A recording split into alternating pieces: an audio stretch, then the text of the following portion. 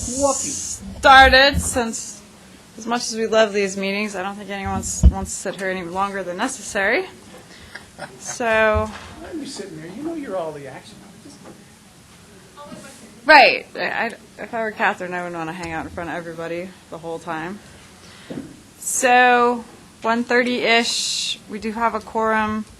We'll do introductions, starting with Jason. Jason Dosh, Town of Palmer Lake.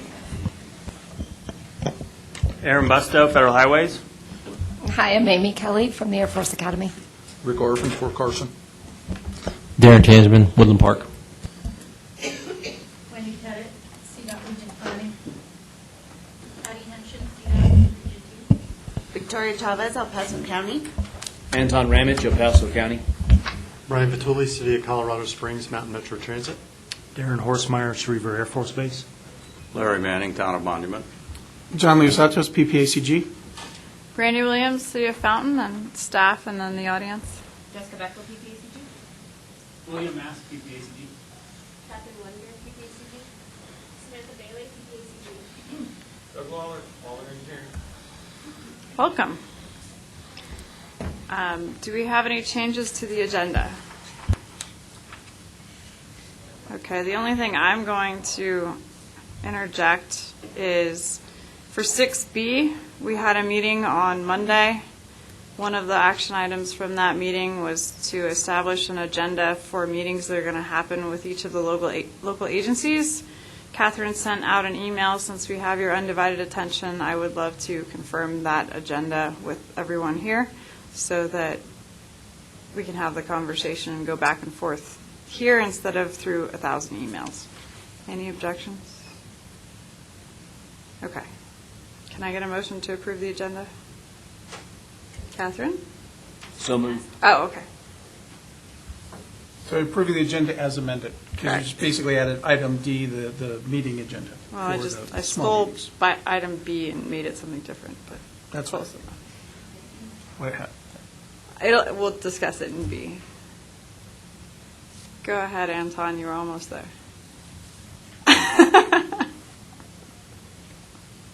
Can we get a motion to approve the agenda? So moved. Can I get a second? I'll second. Thank you. All those in favor? Aye. Any opposed? Public comments. Any comments for items not on the agenda? I would just like to introduce myself. Can you public comment at the speaker and microphone, please? Hi, I would just like to introduce myself. I'm Samantha Bailey. I am the new environmental planner here at PPACG. I just started here at the end of May. I will be working on water-related issues as well as air quality-related issues. So if you have any questions or would like my contact information, I can get that to you.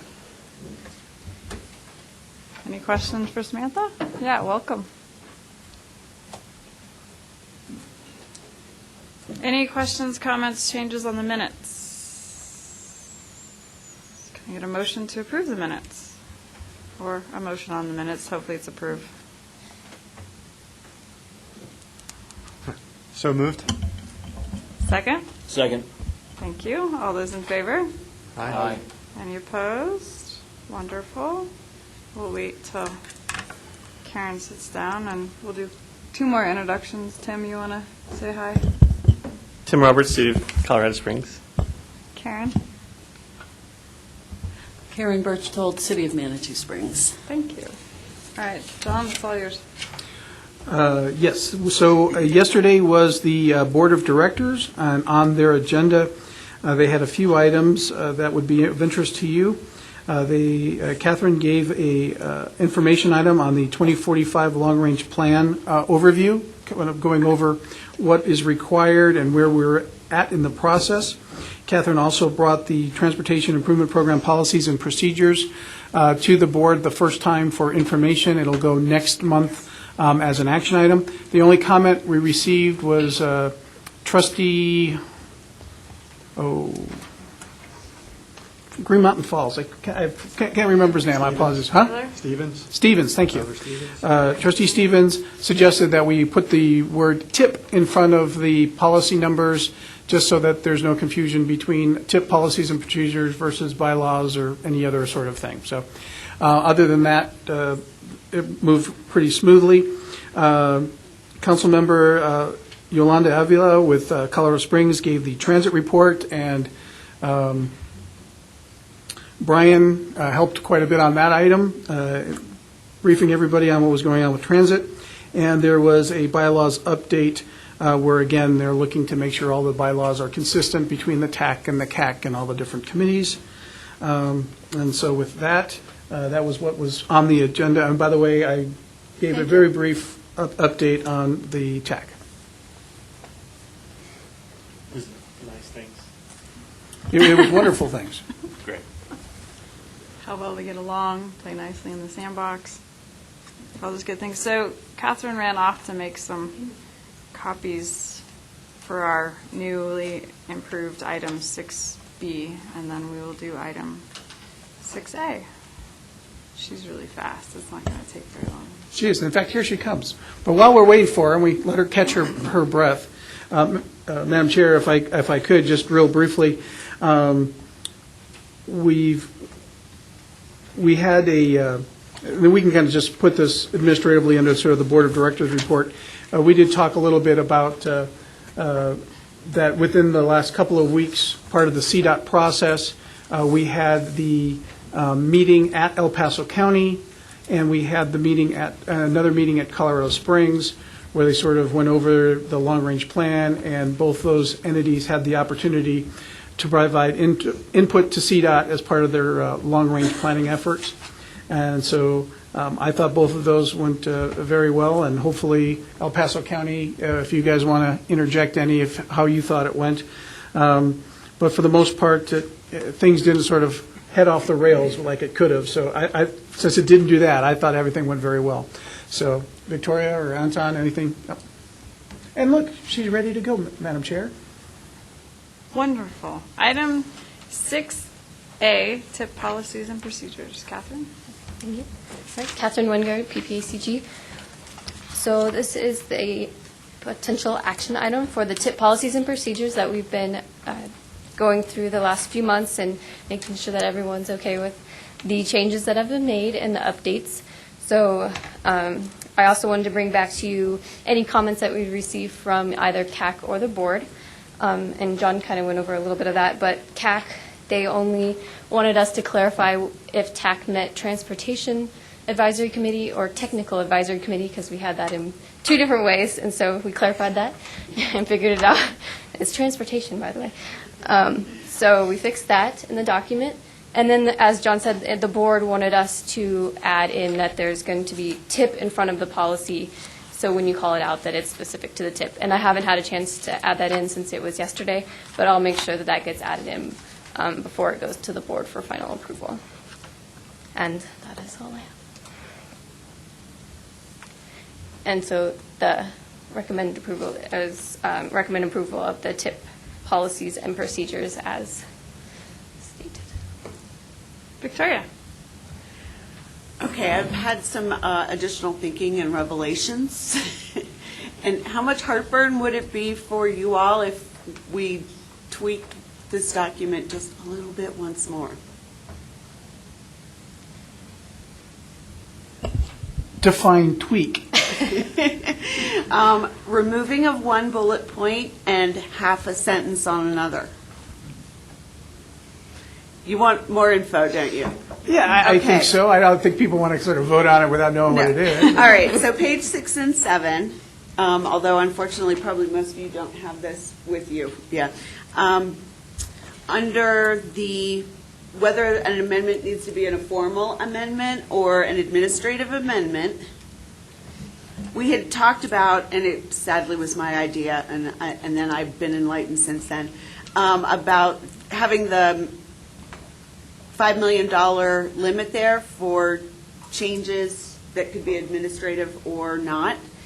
And it was brought to my attention that if, for example, CDOT were working on a project and they tweaked their scope and it no longer included, say, a signal at an intersection that happened to be with a county road, that could go through basically as a scope change that would affect my road and my project and my process, and we could have them do that without telling us. And I thought, oh, that could be a problem. Not that it's happened and not that it is a problem, but it could be a change in scope that really could impact a local road. And so I'm wondering if we want to rethink having that $5 million amount there, or if we just have CDOT bring us any of their changes in a regular tip amendment. And that way we really have that time to understand exactly what the scope change was or whatever the change was, and be able to chime in before it is an actual amendment. And so I'm wondering if we want to rethink that number. And I apologize for not having thought of that earlier. Is there a new number or is there no number? I think probably the best thing to do would be no number. And just get rid of if changes more than. And then under the administrative section on page 7, we would just get rid of the bullet about it being less than $5 million. And I'll just chime in, and you guys feel free to Please. do as you wish. But if we do leave it as stated, that means any changes or adjustments to federal or state funds will come to this board for a formal amendment. And that's just any little thing or large thing, which is fine if that's what you like. But as stated, and if you take that last part off that you suggest, it would mean that everything comes here. So just And as that's a what we're doing FYI. currently, right? Not entirely. So what are we doing currently? Currently, I believe it's, if it's a major scope change or a change in federal dollars, but not state dollars. Is that right, Wendy? That is correct. And then, so if we need to fix an engineering estimate to go to add, or we go to add and the estimates come in high, those are things that we agreed upon in the past that we do as administrative amendments, and they don't change the scope. They're just adding funds to meet the project that we've already brought forward. But if we have any, in the past, any change to federal dollars had some sort of an action to it. And so if we're adding it, like, for instance, if the guardrail project that we have going now had an addition inside the MPO area, I had an addition outside of the MPO area, so that was done through our process. But if it was inside the MPO area, then I would have had to bring that forward to, because they were having to add scope to the project, and it wasn't just a cost overrun or something like that, so it would have to have come here. But if it was just a cost overrun or an award issue, then it would have been done administratively. So it's on, that's the way we've been doing it, and that's the way we had agreed, probably 2012, I think, was the date of that document. I sent that to Catherine, I don't remember what the date on it was, so we've been doing that for quite some time. So we have a hybrid method, kind of. So do you want everything, or do you want to keep the hybrid method? I don't mind keeping the way it is. I'm just thinking this new change that we thought about and thought was a good idea probably isn't. So it seems to me there's an occasion where CDOT can advance a project, but there's a need for additional money, or additional money comes up to a project that is already programmed, and it's a very simple amendment that could happen quickly rather than wait up to a 4-month process. It seems like that should be able to move forward. It's anything that changes or like is a reduction in scope or a reduction in funding that is coming to a project. So is there like a middle ground where we can advance the positive part, and streamline that process, but kind of cover our bases on the other side? Does the hybrid cover that, Wendy, or is there something missing in the? No, I would say that the process we have in place now would make, if we were not changing the scope and we were just adding, anytime we add federal money, it has to be a tip amendment. If we change scope, it has to be a tip amendment. So if you wanted to add something along those lines or do something different, it would have to be spelled out there with that aspect of it, because that's not part of the original agreement from the past either. So, I'm sorry, did you? No. So if we left the bullet point in, but just then had period and added excluding scope changes, would that then mirror exactly what we have now? Pretty much. I could look at that. Is that okay? And removing the dollar amount. What? Again, It's like a once little it's bit a of scope both. change, the dollar amount doesn't matter anymore. So the dollar amount's just more of a, even if, so again, as Wendy and I were actually discussing earlier, there are certain funds that come into the district that are at the discretion of the district director on how she wants to spend those dollars, right? So the only sort of check or balance or whatever that we have is if she does that, it has to be in our tip if it is in fact federal monies that are running through the state system. But even if they're state monies, even then, that doesn't matter. CDOT can still do whatever they want. But So- that's in But- the original agreement, so Right. you could change that now if you wanted to. That, any state funds was a line in that agreement.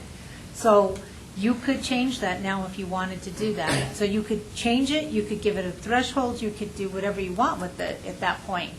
And then we'll do whatever you ask us to do, but that is not something that was just a given. It's not just it was in that agreement.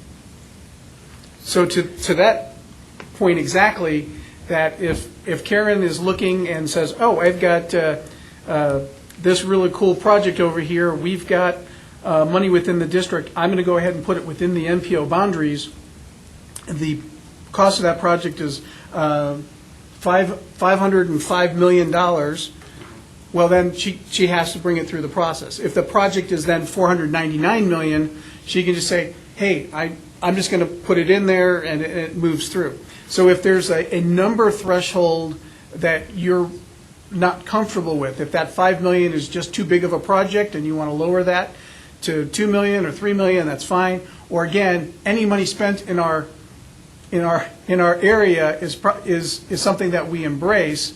And then, if she's like, oh, I've got to spend this money, and I got to spend it in the next week, or the state legislature takes it away.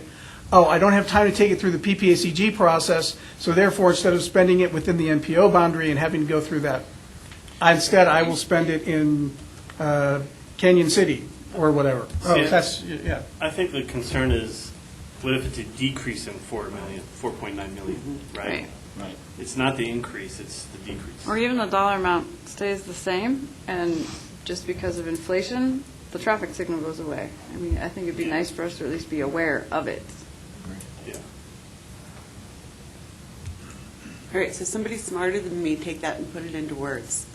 I still think I like your original one, and if it gets overwhelming, we'll change it.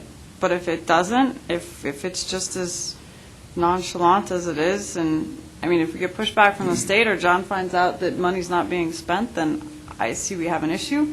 But if there's a long enough process that we can just put a period at the end of that parentheses and take out that other bullet, again, it's option 3, but we could see how it works. If it doesn't work, we'll change it.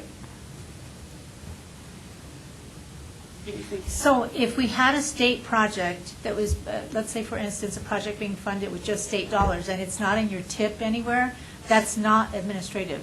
That still has to have some sort of action to be able to add it to the tip. So if we had a brand-new project that we were taking from ground zero, or we would still have to add that, because if we're putting money onto it, it should be eligible for federal money at some point, and we need to make sure that it's in your tip. So we would not just do that without having some sort of notice to the MPO as well. So in thinking about what you and I were talking about. So if it's a brand-new project, it would definitely have action on it. And then we would be aware of it's coming, and if we wanted Correct. to add in any monies to move it closer to the front of the line, we could have that conversation. Okay, so shall I motion? Is everybody comfortable? Ish. Any other comments, questions, concerns? I just want to make sure that I understand, if I can, because ultimately, I'm the one that will get the call. You have to do Hey, is this. this an administrative, or is this whatever this is? So, currently, what the process we have now will be changing, if we change this wording, in that we will remove flexibility from CDOT, because we're going to remove the dollar amount, we're just going to put a period, and basically say that any CDOT changes need to go through a formal TIP process. There will no longer be an administrative process that CDOT would enjoy, therefore making that process more cumbersome for CDOT. Is that what we're saying? Actually, I don't see that being the case, because the only thing I ever put through is, without having a full-blown TIP amendment at this point right now, are engineering estimate changes to go to add, or cost overruns, or some, if we're adding state funds to something that's only 100% state. Other than that, in some way, shape, or form, if it affects federal money, it's always been the policy here that it has to come through as a full-blown TIP amendment. So it really doesn't change anything in the way that I do it now. The only thing I can't tell you what will happen and how it will happen is based on the new process that we have in place for the 2045 long-range plan. Once we have that knowledge of how that new STIP is going to lay out, that's where I think some of the issues may come in. And I would, in my opinion, Wendy Pettit, not Wendy CDOT, in my opinion, as a transportation planner, I would want us, CDOT, to bring information to the public process to make sure that it's well vetted through all the places and people that it needs to. So I don't see, it's not really going to create any more work for me, and I don't think it makes things more cumbersome for the process that we have in place, because it kind of follows business as usual. Okay, well then I think I've just belabored a point and wasted everyone's time. So No, it was fine. just, at this point, it's right after the end of the parentheses, we just hit period, and then we removed the section on page 7, and you guys are good with that? Yes. And then I'm Thank not allowed you. to make motions, so. Oh, No. let me do that then. Yes. We have official I would like motion. to move approval of the TIP policies and procedures with 2 amendments, one on page 6, bullet 4, putting the period at the end of similar body and parenthesis, and on page 7, removing bullet number 1 under 11.2. Can I get a second? I'll second. Oh, sorry. Because again, I'm not allowed to second things. I don't know who this Robert guy is, but his rules sure make it difficult for me. Any other comments, questions? All those in favor? Aye. Any opposed? Thank you. Thank you for being open to that, I appreciate it. I didn't think of that as an issue before. 6B, TIP project obligation deadlines. Catherine? Okay. So last month, I brought this information and discussion about project obligation deadlines, and that they're coming up quickly for anything that is programmed in federal fiscal year 2020, and that's been rolled forward from previous years. And we're trying to get these projects obligated by June of 2020. And so we had some discussion items, and as sorry, your name just blinked for a minute. So as Brandy said, that on Monday we held, or last Monday we held a workshop or work group to discuss how we can move projects forward and how we can make sure that we get the money obligated on time. And so what I passed around earlier was the possible, or the action items that were suggested from that work group meeting, and then also as part of that action item, it was to create an agenda and hold meetings with each of the jurisdictions that have projects in those years, and to make sure that we create a checklist of each project, see where they're at, see if they're going to be able to meet certain deadlines and certain thresholds by those deadlines. Otherwise, we need to talk about how we're going to reallocate those funds at the suggested dates listed there as well. And so, I don't know, Brandy, did you want to say anything on that? I think we probably just go through the action items see if we're missing anything and see if everybody agrees. And then do the same with the agenda. And I will look to probably Wendy and Patty just to make sure we're not missing any of the parts and pieces when it comes to the agenda portion of it. So if you want, just, I guess, read through all the action items, and if anybody has anything they feel like we need to interject, not that we haven't covered every month but November, and I guess November could probably have its own line item just for design only, but if you have anything that you think we're missing or any comments, just jump in.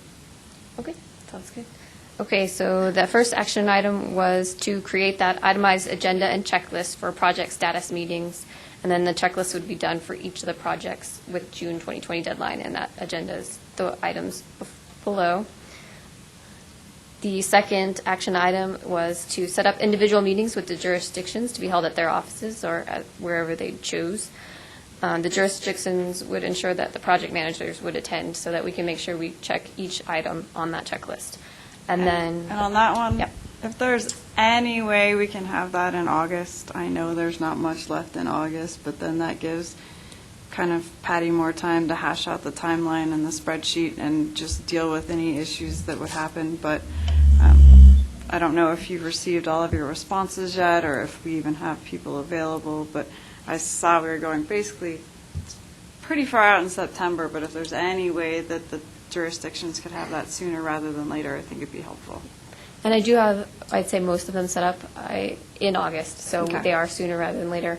Still waiting on Manitou to get that one, and then I almost have the El Paso County one worked out as well, so that one's early August as well. Good. So Okay. I think we're making good progress to Good. that. John? Real quickly, back to the first one about the deadline of June of 2020. I just want to make it clear to everybody that PPACG is not installing any sort of deadline, and we are not superseding either CDOT or FHWA deadlines.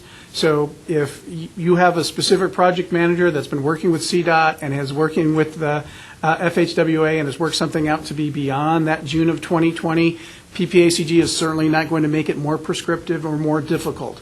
So that is our general sort of thing that we're suggesting, that that's the date, because then we can move forward and do other things. But if you have a specific project manager that has worked out a deal already with FHWA and CDOT, PPACG is not going to ruin that or step on that in any way. So I just want to make sure everyone's clear on that. We are not the arbiters of the deadline. It is CDOT and then FHWA. Thanks.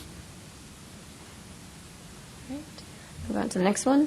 So then, once we complete all of those project meeting, jurisdictional meetings, we would create a spreadsheet that outlines the status of each of those projects regarding the checklist and for comparison, and that we would bring that checklist to the September TAC meeting for discussion. And then October, there is a possible for action on projects not meeting the agreed upon phasing deadlines. And then, as Brandy said, then November for design only, since they don't need quite as much time as construction projects. And then December, announce any available funds. If any projects that weren't able to meet, return the funds to the pool. January for a reprogram of those funds, and then obviously the June 2020 suggested deadline for obligation. And that's to ensure that the paperwork can get pushed through by September 1 of 2020 for the federal fiscal year.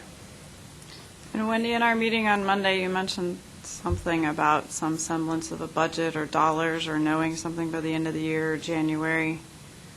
Not that I remember specifically what it was, but there was some timeline in there where to have a really robust conversation, we were going to have that in January because you were waiting for something to happen by the end of the year. We'll have program distribution to finish out knowing how all this lays out later in the year. So I'm thinking I think I've been told early November we should have final numbers that are pretty solid by that point in time, so that way we'll know exactly what those balances are, because there could be some change or either long or short in the way that the funding's allocated for the pool categories that you have money to spend in for 2020. So that might be the change, but not anything from the past. The past has been rolled forward. It's secure in the project. Catherine and I have beat that horse to death, I think, to make sure that we have it where it needs, all the funding where it needs to be. But 2020 could have a change. That's what we talked about. Okay. Now, is that enough time in that January meeting to move funds from one place to another and make projects whole or change projects completely? I'm just hypothetically speaking. Is that enough time from January to June to get those dollars to balance the way they need to balance so that we get them obligated, allocated, and used in this region?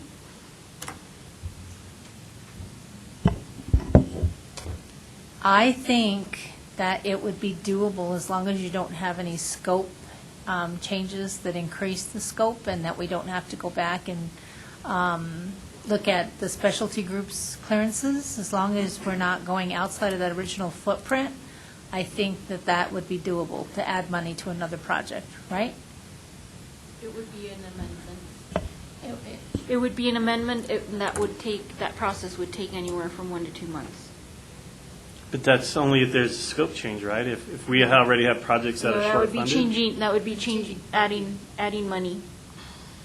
Right, and if we have a project that's short, so adding monies to that would be a 2-month process.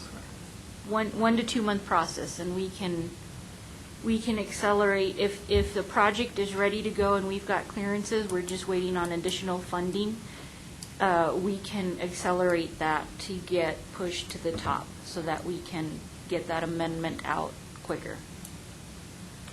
Okay, and I think, I'm not positive, but I think we have 3 large projects that are potentially short funded. Right. So I would hope that we could, if we get to that point, we would be able to address a time change, slipping a project back. John? So, yeah, I think the overall, the sort of the checklist of, do we have projects that are underway that are short is something we could put funding towards? Do we have projects that are on the list, ready to go, but don't have funding, versus another project that's not ready to go that gets pushed back into the tip, and then and make that happen? And then I think the third thing are things that are very easily obligated, such as flexing the funds to transit, because once you flex it to transit, then it moves from your one system into the team system, and then that starts the clock over again. And I'm sure somewhere with an MMT, we could buy some new buses or do whatever we need to with that. Also, planning studies are usually pretty quickly done. So we should start thinking about what the hierarchy and what the sort of the list of things that can obligate quickly will be, if it's not a clean dollar for dollar sort of exchange to get all the most number of projects obligated. So if by the time we've done mixing and matching with existing projects and new projects, if there's 200,000 left over, I don't want to even lose that. And if there's not a project that can take 200,000, then let's look at flexing it to transit or moving it to some sort of study that, again, could obligate quickly. That's good. I'm What a glad surprise. Make sure the minutes reflect. Yeah. Well, my mic wasn't on. Okay, any comments, questions? This is not going to be a fun process. I can already tell you that based upon our meeting on Monday. So we have, my understanding is we have a call for, a new tip being developed, Yes. similar Correct. to the same timeline? Yes, that's correct. So how does that, I guess maybe we'll get that into the next item, but I'm just wondering how that schedule reflects in this schedule. I think they just mash right on top of each other, because we have nothing better to do. Yeah. Well, for the new tip, it's going to be new money that we're programming for 23 and 24, so it's not overlapping unless TAC decides that maybe we should move some of those earlier projects into one of the later years, so that we can program the current funding sooner and move those projects to later years. But as it was discussed at the work group, that would then move a project into a later year, and then there'd be less funding for 23 and 24 for new projects. So that's not ideal, but it is something that's on the table. I was just thinking about project applications and Oh, okay. timelines of us to Right, they're to right on do top of this each other. and then Yes. do a new tip. Yes. Yeah. And unfortunately, the timing, I can't really help because the tip needs to get done and move forward. So luckily, the tip call for projects, it's not new projects, and it's not a huge application process necessarily. It's pulling projects from the 2045 that you've already submitted. And so my hope is that it won't be too cumbersome. But You still it just have is to a do it. process. Yeah, it is a process that, and we do have a little bit of time leeway, but not much for that. And I left most of that in there in case we need to hold more than one project prioritization work group or workshop. When does this new tip need to be approved? Uh, Oh, let's wait till the next item. Okay. Well, I was just going to say, I think one of the items in our certification review was that our tip process was out of phase or sequence with the CDOT long-range plan. And Aaron, if I'm saying this wrong, I'm sure you'll correct me. So we just need to make sure that our tip process fits in with what CDOT's doing, and I think even CDOT's sort of moving things around at this point. So any answer that we give you in the next item is also contingent on understanding where CDOT is in their process, because our tip process has to sort of align with theirs based on things that one of the things that was pointed out to in our certification review last time.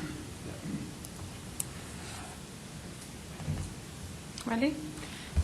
I agree with John, and until we know exactly how that document's going to look like, and we won't know that until later in the fall, then I think what you have planned should line up perfectly, and that way we'll have 4 years at a time together moving forward. So I think you'll be okay with what you have planned. I don't know that you'll have to make any adjustments, but stay tuned.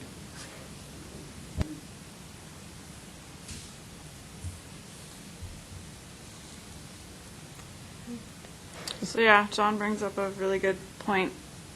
If we get to the point that we're moving and pushing and pulling, we all have to agree on how we're going to do that so that we're all comfortable and stay friends after we leave the room, so that we have kind of an order of operations on how we're going to do that. So we should probably discuss that in September. Yes. And we'll have the status spreadsheet for you then, so Right. that we can see exactly where those projects are, and everybody kind of knows what's on the table. So. Right. I can be very optimistic and say, we got it. I'm pretty sure that's not going to be the answer. Yeah. But I feel we'll like go with optimism first, and then when reality kicks in, we'll just all agree on how we're going to work our way through this. Any other comments on the action items? Okay, now the fun part with lots of help from Patty, but go ahead, Catherine.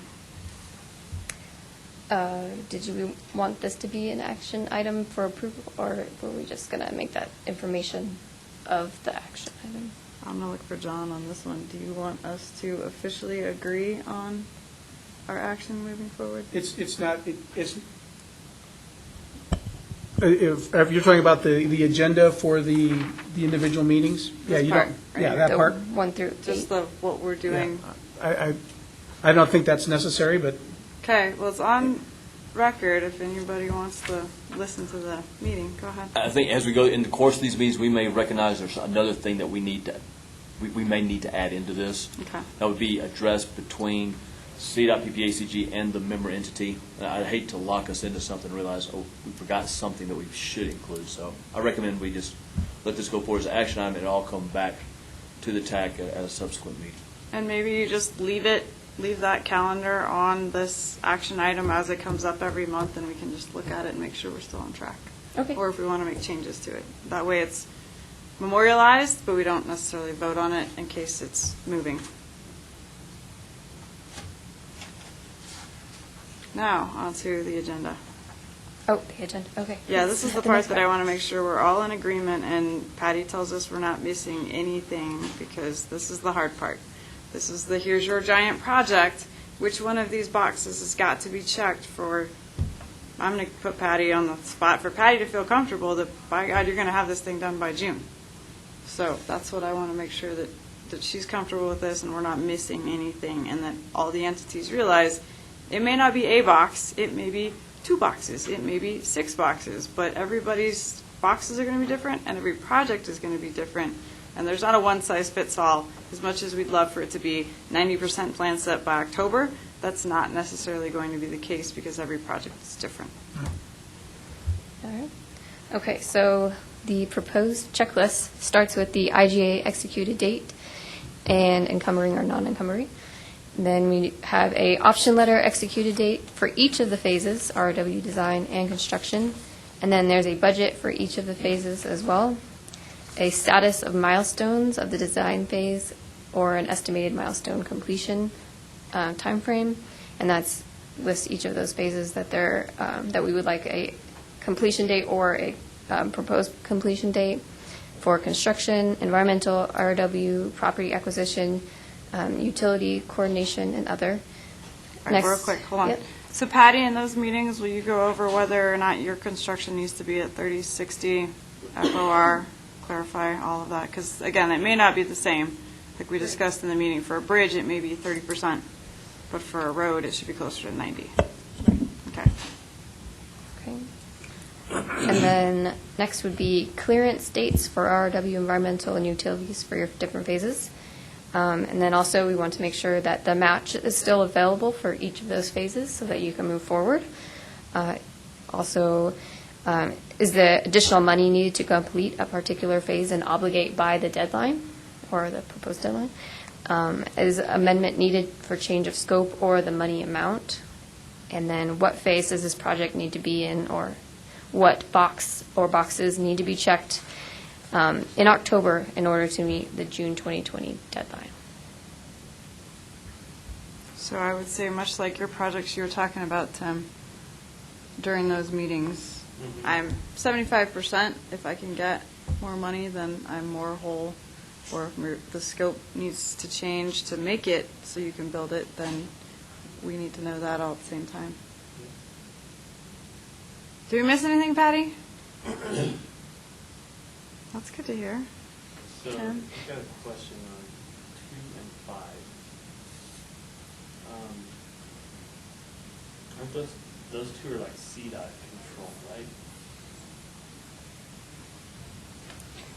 So 2 is the option letter that you receive from us. It's executed in the sense that CDOT headquarters signs off on it.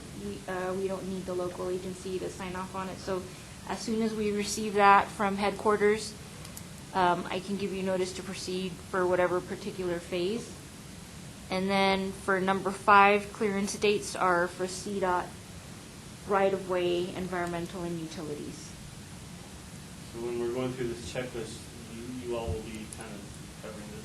Yeah, so these were the items that I captured from our meeting on Monday. And I'm going to put this in a spreadsheet, and then sub-account numbers along the top. And we're just going to fill in for each of the local agencies' projects. And then that way we can kind of see on one page who's where, how far along is each project, and then getting ultimately down to number 9, where does that one particular project need to be in order to obligate by June of next year? Karen? So if I can just clarify, this is the clearance date for when those, the right-of-way, environment, utilities are planned or complete, need to be complete? Completed.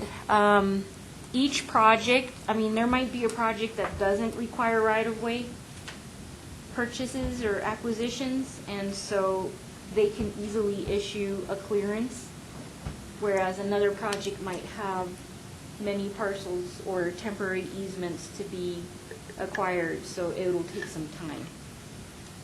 So we need to see where each project is, and maybe that's another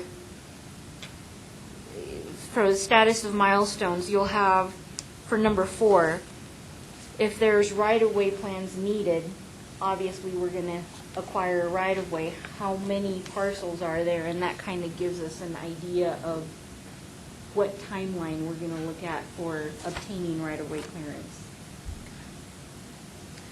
And then, just another question for 3, I just wanted to clarify, phase refers to design versus construction? Yep, right-of-way, design, construction, utilities.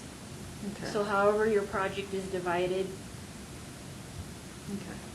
we just wanted to show a budget. Some projects are construction only, some are design only, some have 2 phases, and some have 3.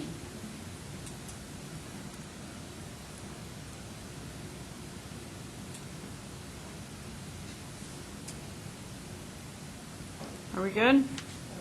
I can add in next to that, ROW plans or property acquisition, how many parcels and timeline for acquiring that, sound like it, just to be specific there. Yeah, it's a crystal ball. Yeah.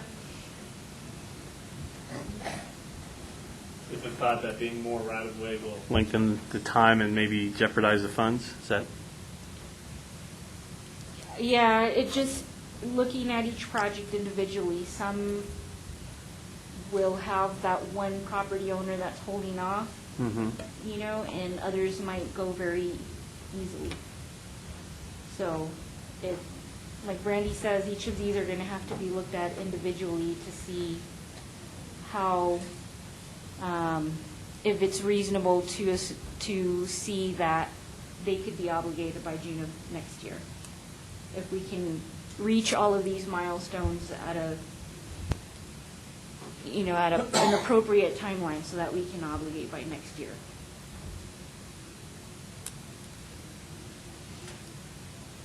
You good, John? Clear as mud?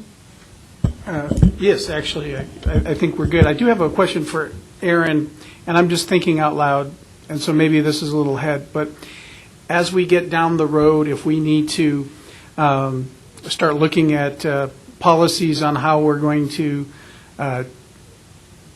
cancel projects and then sort of reallocate the funds, I know that officially every dollar comes back into the pot before it goes back out, and then it gets noticed before then we reprogram it.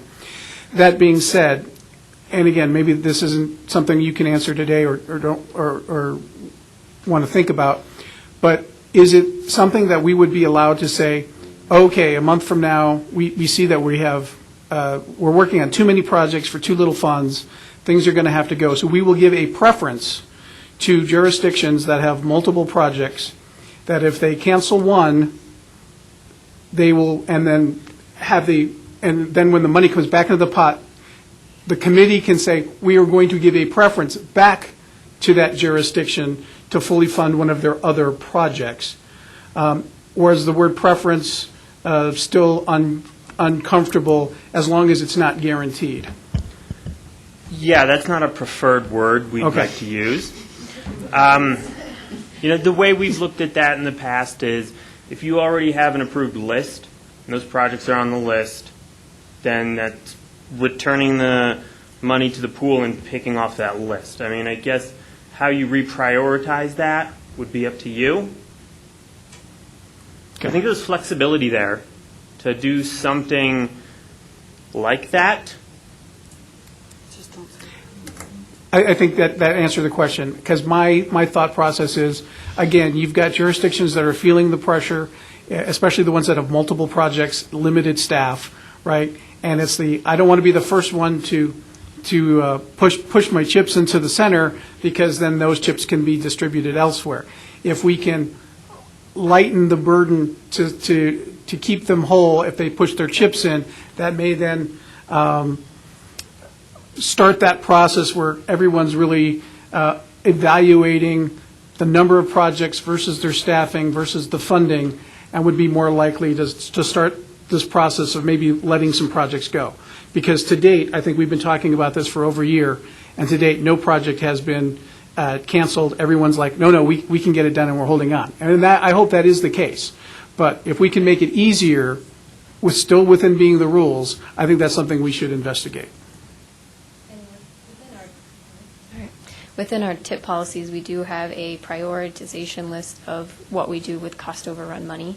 And at the very top is going back to projects that have already been funded and need those cost overrun.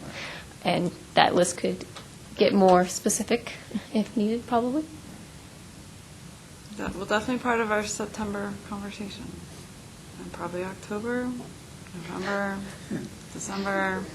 It's going to be some fun You don't 6 sound months. as excited as you should be, Brandy. I know. I'm so excited. We'll just want to keep an eye on it as this progresses.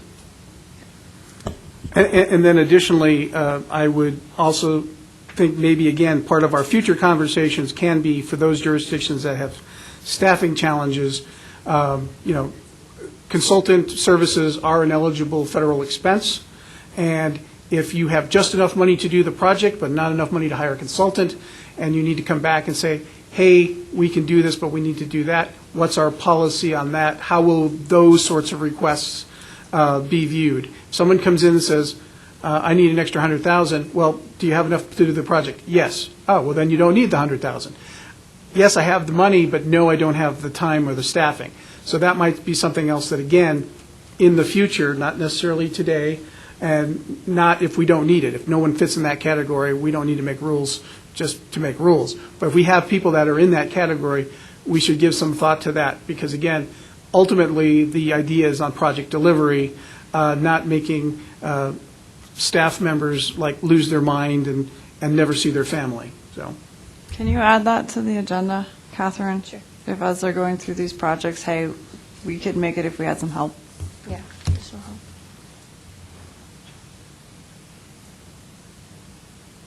Any other comments? Okay, good luck with your meetings. I'm sure they'll be fun. We'll reconvene in September. Drink beer. yeah. Wait, Definitely an after. that's not a felony. She didn't even give us Finish it any, before you get there. she didn't give any times late enough for that at all. Unless it started 9 early. a.m. is too early. All right, thank you. 6C. Okay. So as Tim brought up, we do have a new TIP process coming up, and this is for the 2021 through 2024 TIP.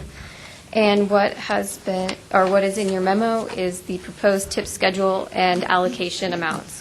So the schedule is actually in a different document, the full schedule, but there is the schedule overview on the second page, and the allocation table as well is on the second page. So the proposed schedule, I'll go over that first, just because it's easier. We have the allocation amounts, and we announced the schedule this month.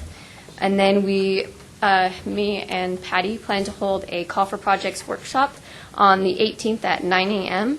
for anyone who'd like more information on this particular TIP process, application process, which isn't going to be too drastically different from all the others you've seen. And Patty will go over what would be required of you if you did get project funding through this TIP. And just a quick overview on the documents that would be required to move forward. And then October 1, we would have the call for projects would open, and so you could start sending out sending in your applications then. And I meant to mention, in the workshop, we'll actually kind of show you what the application looks like, and you can see it, and I can pass that out so that you actually will have the application before the call for projects opens. So just as an FYI. And then that call for projects would end November 1, and then the planned project prioritization workshop is the 6th. If we need to adjust that, we can. If we need to hold a second one, we can. And then December, I would bring back the draft document for you, I believe, yeah. And then we would have a public comment period, and that would be 30 days. And then we would do another committee review and then final approval in March. And so this new TIP is for 21 through 24, but we already have 21 and 22 programmed in the current one, so those projects will move forward, as well as all the ones that we have in the current one, but hopefully we don't roll over projects. And so the new funds available for programming would be federal fiscal year 23 and 24. And we have TAP, ST Metro, available. We no longer have CMAQ after year 2020 because we will be going back into attainment. And we have had a good year so far, so we shouldn't go back into it unattainment quite yet. In previous years, or last year at least, the last TIP process, there was a small set aside for small projects, 5% of the SDP Metro. I left that in there, but you're free to change that if you want that pool to just be all SDP Metro and no set aside for small projects. Also, since I've created this memo, we have learned that we also have multimodal funds and Region 2 TAP funds that we'll need to reprogram. And so the multimodal funds will actually probably need to be programmed for 2020 or 2021 sooner rather than later, so we can get that moving since those are Senate bill monies, and we want to make sure that they don't rescind that. We want to make sure we put those on projects that need them. Caveat for that, that's 50% match, and the multimodal funds, I will say the eligibility now since that's something that's coming up sooner. So we have, it's capital or operating costs for transit. We have bicycle and pedestrian projects, transportation demand management projects, new technology projects, and studies that are multimodal in aspects. So that we have, for our region, we have $6.5 million in that multimodal fund, so you're aware. And then Region 2 TAP funds, we also, and that will be allocated for 23 and 24, and we have 450 each per year on that as an estimate. So with that being said, the region also has a portion of money that your folks could apply for as well.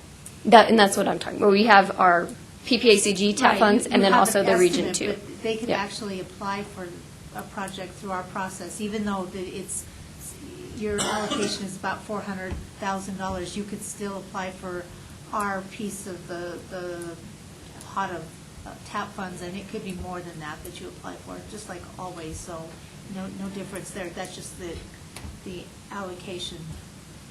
So that'll be the same as usual. But I'm waiting on application conversations. We're supposed to have those by the end of next week to figure out where all that's at.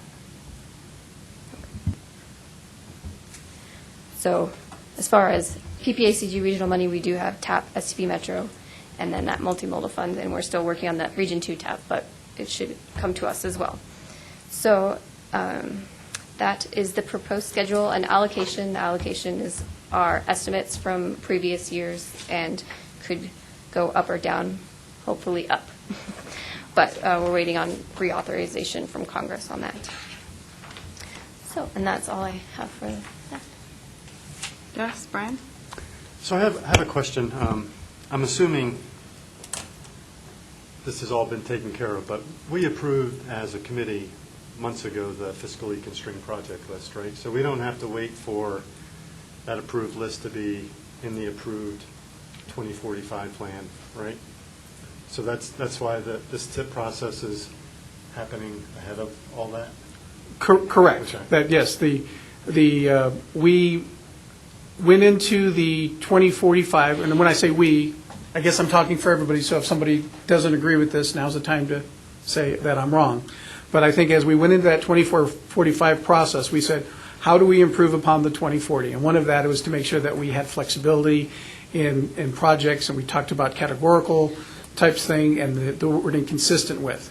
So I think that's the mindset we're going into this TIP with, because if we said, oh, no, well, technically this TIP is still under the 2040, and we would still be as locked in as ever, that is not within our, I think, regionally our best interest. So as we go into this, as long as you are consistent with or following the 2045 rules in your application, because the notice of funding availability or the call for projects will come out first, then we will adopt the new long-range plan, and then we will adopt the TIP. So that TIP then will follow the rules of that 2045, not the 2040.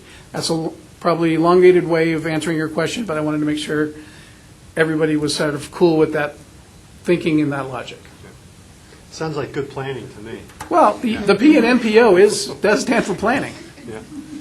And I have another question. I apologize. I probably should have asked this under public comments, but it's kind of related to this. Like 2 or 3 weeks ago, you sent an email out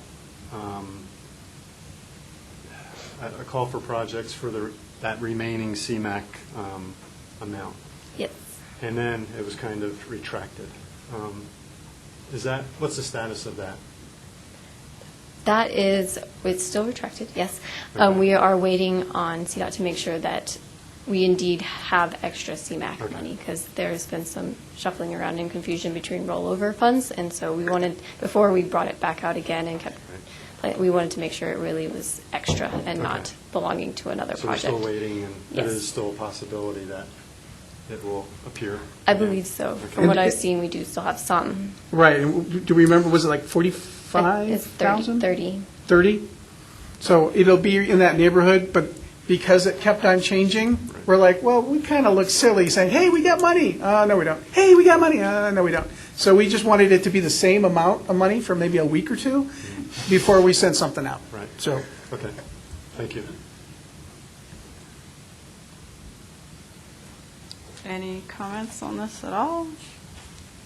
I have one suggestion. You have the project prioritization workshop on the 6th of November. Yes, If there's any way we could have that in the morning, that would be great. sure.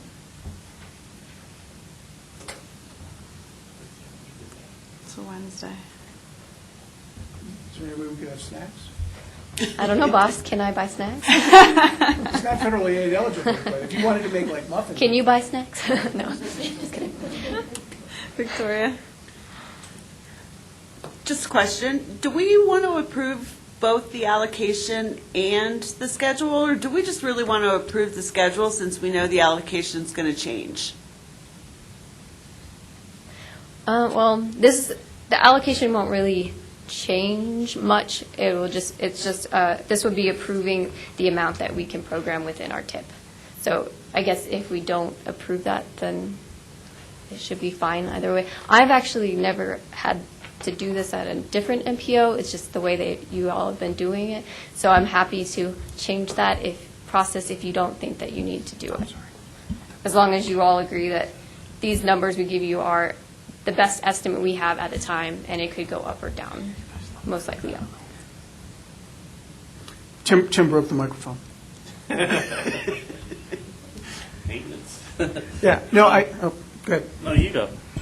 You go first. You might answer my question. I doubt it, and you broke the microphone, so you go first. Okay.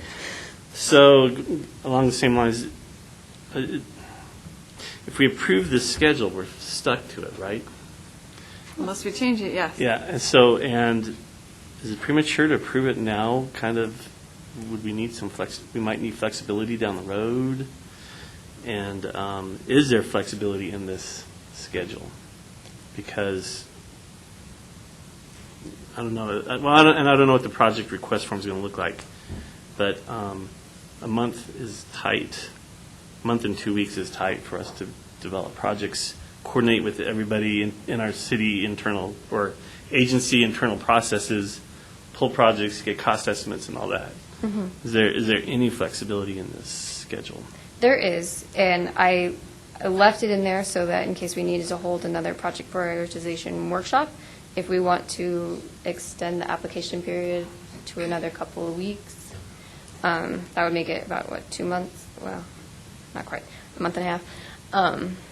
And we would probably need to squeeze, if we needed another workshop. I don't know that we would, it just depends on the process, obviously, but I'd say If we you probably wanted had to tweak 2. it, where do you want it tweaked? I would want more time to develop our applications. So you want us to start earlier? Either start earlier or push the application due date back.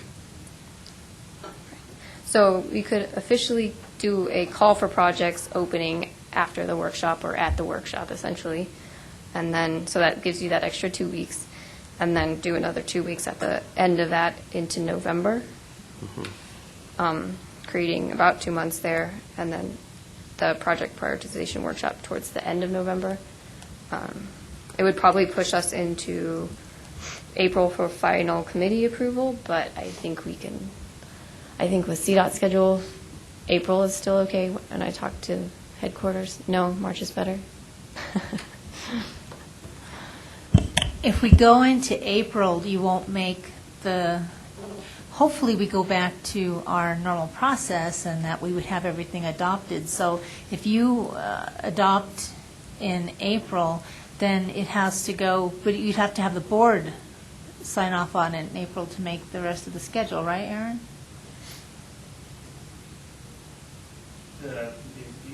Well, yeah, their board would have to be April, and that way we have May, June to do. Yeah, because you would do in June. Right. Right, so Right. released in May. Yeah, Should work. yeah, but it would have to be a board adoption in April. Should work. Yeah. Or shifting it back towards the front end, we open September 1 before the workshop, or at least release the documents before then, so you can see them. They're pretty much ready to go. I'd like that, where you let us see the application before, and then we have a workshop after.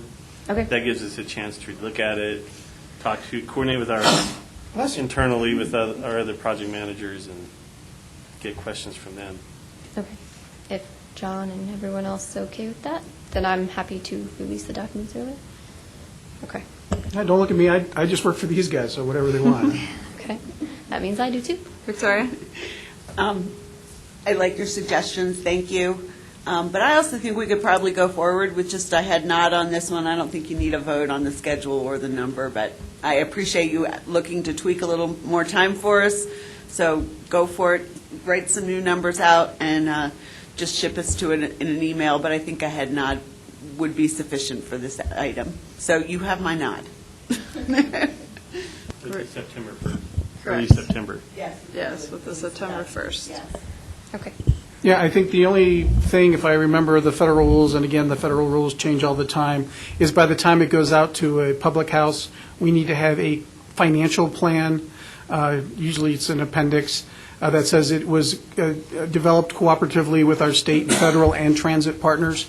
So as long as it's understood that the number that we're giving you for these purposes are for planning and for you to put together your application, and we put together, ultimately there will be need to be, and again, unless it's changed, because I've been doing this long enough, there's several of them that's changed, but ultimately what goes out to the public has to be a financial plan that's been cooperatively developed, and the way we show that we document that cooperation is by having things within the minutes and an approval of some sort. So as long as we're cool with that, I think as far as the working number here, that's not an issue. Any other, you good with that, Aaron? Wendy, we're following all the rules for the moment? For the moment. For the moment, okay. She keeps her eyes out. Great. Any other comments? So then a head nod for early September. Yes. Because September 1st is a Sunday. He wants to make sure he's out. Early September. Early September. How about the first week of September? First week of September. Okay. We're going to go first week of September, head nod. Okay. All right. John?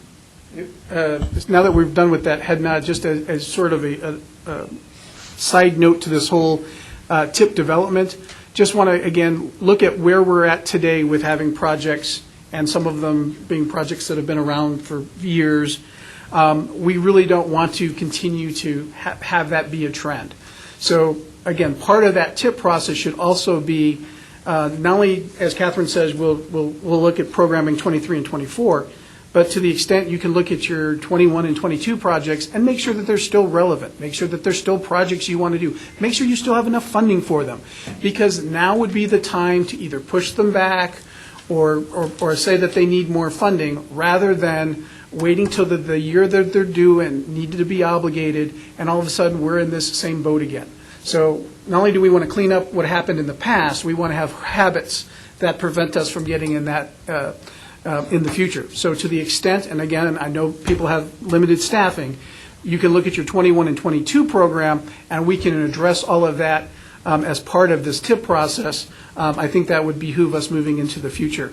Additionally, we will also look at the original funding estimates that we were working with 2 years ago when we developed it. And so just pull this number out of the air. If we said, oh, we had $10 million and we programmed $10 million worth of projects, well, now if we go back and we look at the actual federal funding that's available, obligation authority, all these other things, if now that we only have $9 million, well, that means we're already $1 million short, and we better fix that now than waiting 2 years for it to happen. Conversely, if things have gotten better with the state or whatever, and now we've got 12 million, I think you all would like to know that up front rather than us kind of waiting. So we need to sort of review the funding estimates, make sure they're current, make sure you review all of your projects, make sure they're still relevant and the project cost estimates are still right, and let's bring that all into the process. So don't just say, hey, what are we going to do to get 23 and 24. Let's look at 21 and 22 to make sure that we're keeping a healthy tip moving forward where we can obligate projects on a more consistent basis. Tim? So on that note, let's say we have a project programmed in 2022. Hypothetically, even though you have it right on the screen there? Okay, I didn't bring it up fast enough. So let's say we have a project in 2022, and we have everything, design, construction, all in one phase, and we want to break that out. We want you to break that out. I Yeah. think the feds want you to break that out. We should never have any projects in the future So where all that happens at the same time. How would an agency like me propose, okay, I've got a project in advance of this 2023 new funds that I would like to break out, free up monies in 2022 that are already programmed, and then push the rest into 2023 or a subsequent year? Okay, so the way that I have done this in the past is when people sit down and develop a TIP document, first thing you would say is, I've got this project in 2022, and it's all in one lump sum, $10 million. I'm not going to need it. I'd like to leave $2 million in 2022, and I'm going to move $8 million into 2023. This is not you canceling the project or putting the project back into the pot. This is just redoing cash flow. So it's a different way of looking at it. So it's not where you have to sort of, say I'm moving the project back into the pot. This is not moving it back in the pot because it's a project that is existing and it's adjusting cash flow to make sense for the region. So as you come into the process, and as you're filling out your application, you say 2022, X amount of dollars are design, and that needs to stay there. You can lower your amount in 22, but you can't raise your amount without talking with the region. Right. You can't say, oh, all of a sudden I had $4 million, I need $5 million, I'm just going to grab another $1 million. Right. You can request the $1 million, and then the region will decide if you can have it. But you can go lower and move your money into the out year because those monies have not been programmed yet. Because your net is still the same amount of money. So, and then you guys set up the process to reprogram the now available funds. Right, And because that- after everybody program. does exactly what you do, we might now have money in 2021. And so Catherine will then set out a notice of funding availability saying, we have X amount in 21, we have X amount in 22, and now 23 and 24 are now adjusted to balance it out. Because again, the idea is that you have a balanced program that focuses on project delivery, not trying to sort of have projects that are all lumped together that you can't really deliver. We need to have something that makes sense that we can deliver. So yes, once you give us those numbers and everybody gives us those numbers, we then do it, and then we give that out to everybody, and then people can adjust their thought process. Because somebody might wanted more money in 22, only ask for what was available, put the rest of it in an out year, but now that you're giving money back, it makes their project actually work better. Yeah. But would there be guaranteed money in the new allocation? for There's the not state? guaranteed No. new money. There's no such thing as a guarantee No, of not new money. But But that I- program would be programmed with. So you essentially want to Right. roll the money forward. from Right, so if you're that, saying- Which is, If you want to. Luckily, I got it right, because we have pre-construction in 1 year and then Right. construction the next, so But- I'm okay. But this could be a scenario with somebody else. Right. So nothing is guaranteed, because let's say you said you had money in 22 and you wanted to move it back to 23. But let's say everybody wants to do that.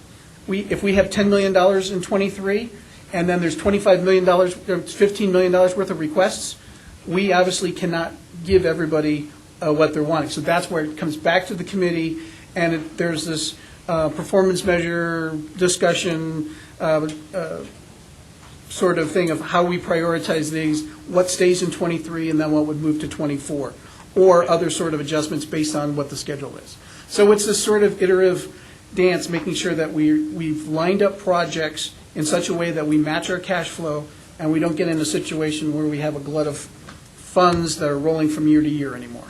Will your application allow that? I'm not sure that it can upfront, other than you ask for what you would like. That is your preferred request. But that's why you all are here and spending your time with us and being part of this process, is then we bring you all of the preferred requests, and you help us juggle those and budget those to make sure that we maximize our dollars and we deliver projects as quickly as possible. Because again, remember, we can't just do anything. It's that concept of money goes into the pot, the process is applied before money comes out of the pot. So to that extent, there's nothing that is ever guaranteed. But that being said, when you come in and say, I've got $10 million here, I can't spend it all, I want to move it back, there's no reason why we wouldn't do that, because that's just a reshifting of the money, not an ask for new or more money. Right. Okay. And in the application, I could add, has this project been moved from the current tip, or if that's would be helpful, based on what you were saying? Something is this already in the 22, 23 tip? Yeah. Is there any way you can send out the 21, 22 projects when you send out the application? Sure. Anything else on this non-action item? Okay. Going once, going twice. Information item, 7A, 2045 draft with committee comments. Oh, we were already on information. Oh, good. This is an easy one, too. Yay. You're just Okay. turning them in. So this is the 2045 draft with committee comments. So the last couple of months, you've had an opportunity, all the committees have had an opportunity to review and comment on the draft document before it goes to the general public. At the link provided, there is an updated document, or documents, that has incorporated the comments from the committees, and then as well as a spreadsheet that shows all of the comments that we've received and how the staff addressed them. For the most part, I'd say that we did address all of the comments, or we're currently working on them because they take a little bit longer, but we'll have those updated before we bring it back for final approval for the public release. But some general comments that we've received, there were some, grammar and spelling errors that we have fixed, so thank you very much.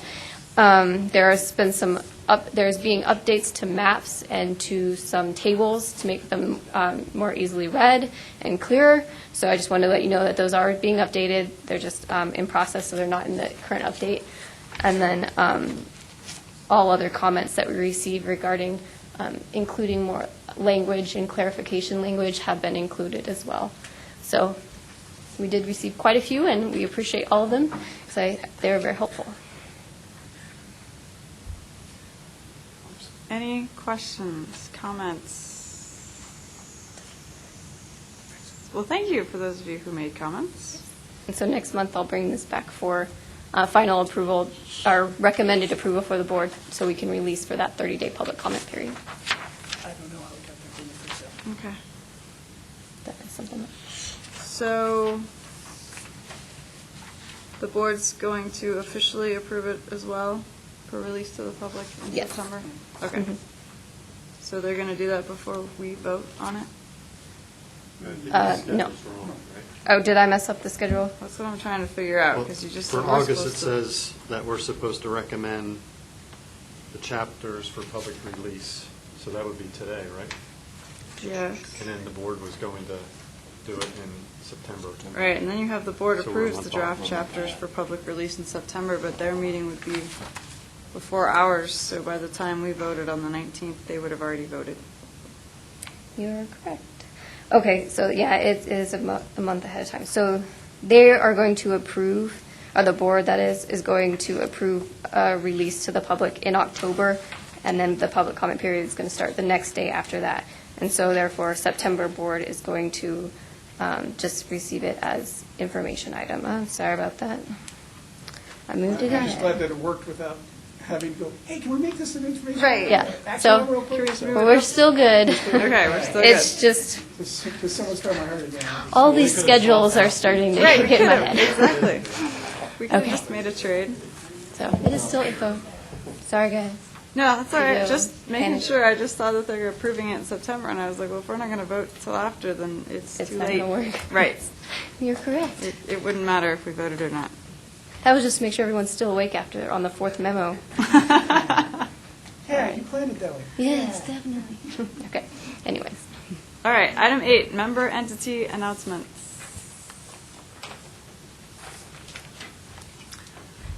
Nope. Yep. I have Brian? some. Wait, I got two. You two. Fight I over it. reported, sorry, I reported on this last month, but we did recommend our final service changes that will take effect Sunday, September 29th. There was no opposition to those, so we're adding Saturday evening service to the same 13 routes that we have evening service on during the week. And then Sunday frequency improvements on our 5 highest routes from 60 minutes to 30 minutes, including Route 3 to Manitou. So, yeah, I mentioned those will go into effect at the end of September. So, thank you. That's exciting. Karen? Let me just write that down.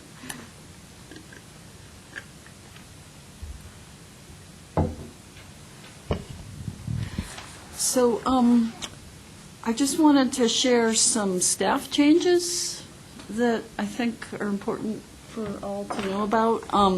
So our Public Services Director, Shelley Koba, moved on to another opportunity. And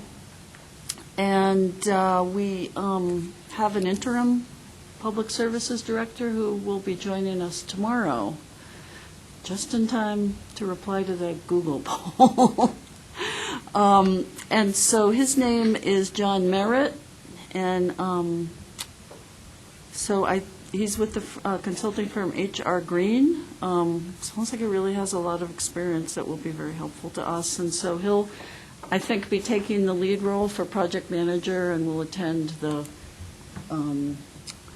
meetings for the TIP planning. Karen, did you hire him as a consultant to kind of help you guys through this process, or did he really leave HR Green? You know, it says interim public services director. I don't quite know. Right, I would hope not. Just he's working on Approach. another project for us through HR Green, so I'm hoping. He is. Right, yeah. that's what I'm hoping. Yeah. Right, I hope Yeah. it's just He's working on a fiber optic consulting and not project totally leaving. for us. Okay, good. I'll And ask then- him. Okay. And then also just to share that the city created a deputy city administrator position, and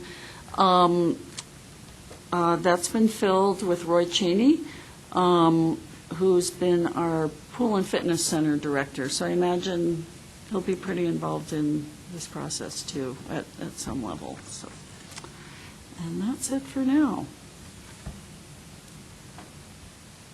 Any? So hopefully there's no fitness expectation of PPACG staff. Any other member entity announcements?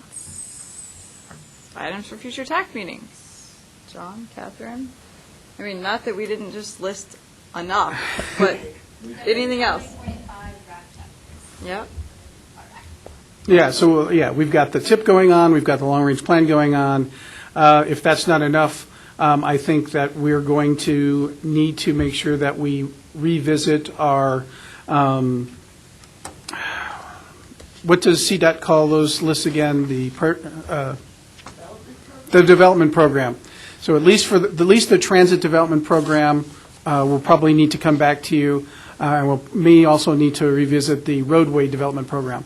On the development program itself, Brian, I know it's a heavy lift. You've got 10,000 things going on, but to the extent you can take what we have, look at any sort of MMT priorities, and then that's the first draft we'll send out to everybody, and then we'll sort of go from there. But that'll probably have to be on the next agenda so that we get that to CDOT. And then as we learn more about the CDOT state planning process, as well as any sort of funding pots that need to hurry up and be addressed, that might be on next month's agenda as well. And then finally, I think we're getting closer to understanding what sort of funding pots might be available for that Tri-County study. So if you had an opportunity to read it and said, oh, yeah, well, this is not a rush, but I have some comments, if you can give me some comments so I can make a revised scope of work, because I think eventually we're going to be coming and asking for some funding in one form or another, under one different pot or another, and so therefore we'll like to have that scope finalized to the extent possible. So if you've got comments, I'd appreciate it if you could send those along to me. So other than that, yeah, not much going on. That was sarcasm. I know. Yeah. Well, if there's no one else, no burning comments, well, thank you all for coming. Good luck in the next couple of weeks having those meetings with Patty. You still have 4 minutes.